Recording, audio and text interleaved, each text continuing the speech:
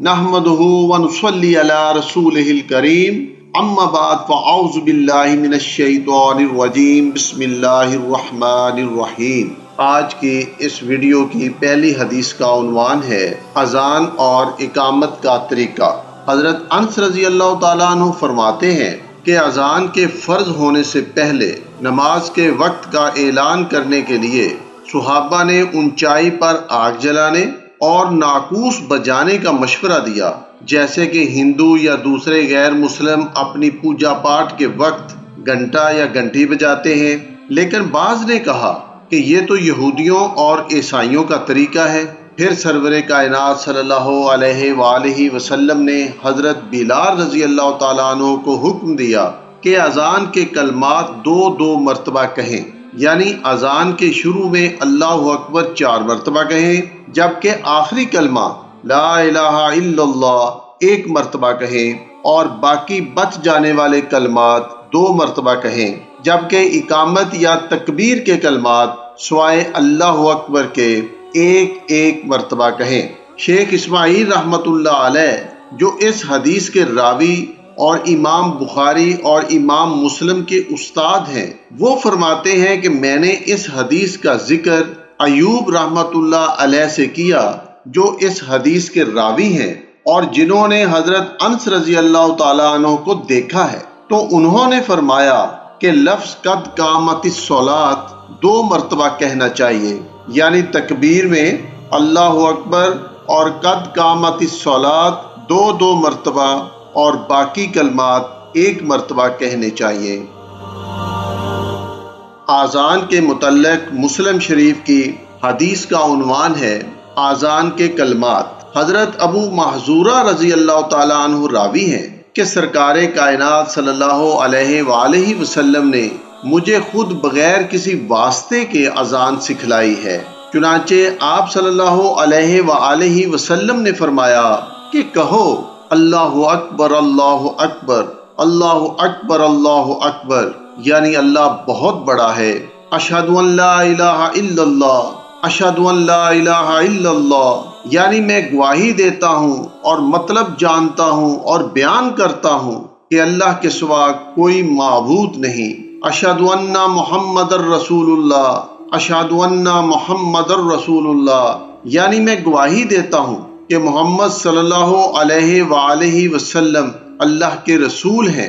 پھر فرمایا کہ دوبارہ کہو، اپنی آواز کھینچ کر اس طرح سے کہو، اشہد ان لا الہ الا اللہ، اشہد ان لا الہ الا اللہ، یعنی میں گواہی دیتا ہوں اور اس بات کا مطلب جانتا ہوں اور بیان کرتا ہوں کہ اللہ کے سوا کوئی معبود نہیں۔ اشہد ان محمد الرسول اللہ، اشہد ان محمد الرسول اللہ، یعنی میں گواہی دیتا ہوں کہ محمد صلی اللہ علیہ وآلہ وسلم اللہ کے رسول ہیں۔ حی علی الصلاۃ، حی علی الصلاۃ، یعنی آؤ نماز کی طرف۔ حی علی الفلاح، حی علی الفلاح، یعنی آؤ فلاح کی طرف۔ اللہ اکبر، یعنی اللہ بہت بڑا ہے۔ لا الہ الا اللہ، یعنی اللہ کے سوا کوئی عبادت کے لائق نہیں۔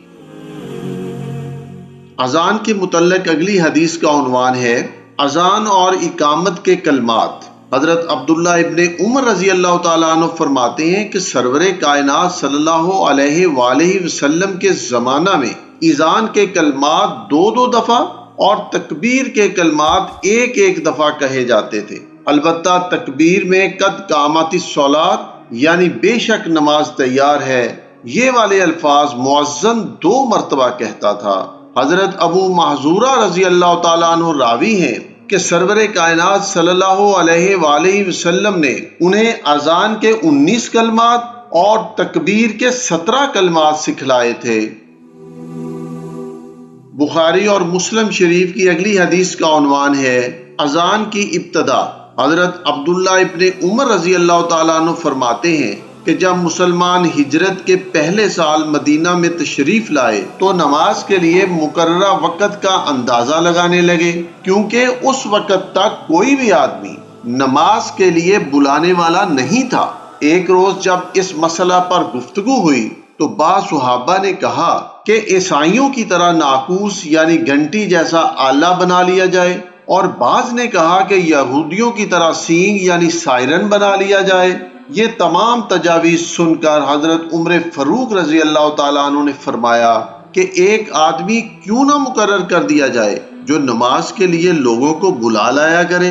چنانچہ رسول اللہ صلی اللہ علیہ وآلہ وسلم نے فرمایا کہ بلال کھڑے ہو کر نماز کے لیے بآواز بلند الصلاۃ الجامعہ یعنی نماز تیار ہے، اس چیز کی آواز لگاؤ۔ آج کی اس ویڈیو کی آخری حدیث کا عنوان ہے اذان دینے کا طریقہ۔ حضرت عبداللہ بن زید بن عبد ربہ رضی اللہ تعالیٰ عنہ فرماتے ہیں کہ جب سرور کائنات صلی اللہ علیہ وآلہ وسلم نے ناقوس یعنی گھنٹی بنائے جانے کا حکم دیا تاکہ نماز کی جماعت میں لوگوں کے حاضر ہونے کے لیے اسے بجایا جائے، تو میں نے خواب میں دیکھا کہ ایک آدمی اپنے ہاتھ میں ناقوس لیے ہوئے جا رہا ہے۔ میں نے اس آدمی سے کہا کہ اے بندہ خدا، کیا تم یہ ناقوس بیچو گے؟ اس آدمی نے کہا کہ تم اس کا کیا کرو گے؟ میں نے کہا ہم اسے بجا کر لوگوں کو نماز کی جماعت کے لیے بلایا کریں گے۔ اس نے کہا کیا میں تمہیں اس سے بہتر چیز نہ بتا دوں؟ میں نے کہا ہاں ضرور بتائیے۔ اس آدمی نے کہا کہ کہو اللہ اکبر، یعنی اس آدمی نے مکمل اذان بتا کر پھر اسی طرح اقامت یعنی تکبیر بھی بتائی۔ جب صبح ہوئی تو میں رسول اللہ صلی اللہ علیہ وآلہ وسلم کی خدمت اقدس میں حاضر ہوا اور جو کچھ خواب میں دیکھا تھا آپ صلی اللہ علیہ وآلہ وسلم سے بیان کیا۔ آپ صلی اللہ علیہ وآلہ وسلم نے خواب سن کر فرمایا کہ انشاءاللہ تعالی یہ خواب سچا ہے۔ اب تم بلال رضی اللہ تعالیٰ عنہ کے ساتھ کھڑے ہو کر جو کچھ خواب میں دیکھا ہے انہیں بتاتے جاؤ اور وہ اذان کہیں، کیونکہ وہ تم سے بلند آواز رکھتے ہیں۔ پس میں بلال رضی اللہ تعالیٰ عنہ کے ساتھ کھڑا ہو کر انہیں اذان کے کلمات سکھاتا گیا اور وہ اذان دیتے رہے۔ راوی فرماتے ہیں کہ حضرت عمر ابن خطاب رضی اللہ تعالیٰ عنہ نے جب اپنے گھر میں اذان کی آواز سنی تو جلدی کی وجہ سے اپنی چادر کھینچتے ہوئے مکان سے باہر نکلے اور یہ کہتے ہوئے رسول اللہ صلی اللہ علیہ وآلہ وسلم کی خدمت میں حاضر ہوئے کہ یا رسول اللہ، قسم ہے اس ذات کی جس نے آپ صلی اللہ علیہ وآلہ وسلم کو حق اور سچ کے ساتھ بھیجا ہے، میں نے بھی ایسا ہی خواب دیکھا ہے۔ یہ سن کر رسول اللہ صلی اللہ علیہ وآلہ وسلم نے فرمایا کہ الحمدللہ، یعنی سب تعریفیں اللہ تعالیٰ کے لیے ہیں، جبکہ ابن ماجہ نے تکبیر کا ذکر نہیں کیا، اور امام ترمذی نے کہا ہے کہ یہ حدیث صحیح ہے، لیکن انہوں نے ناقوس کے قصے کی وضاحت نہیں کی۔ وما علینا الا البلاغ المبین۔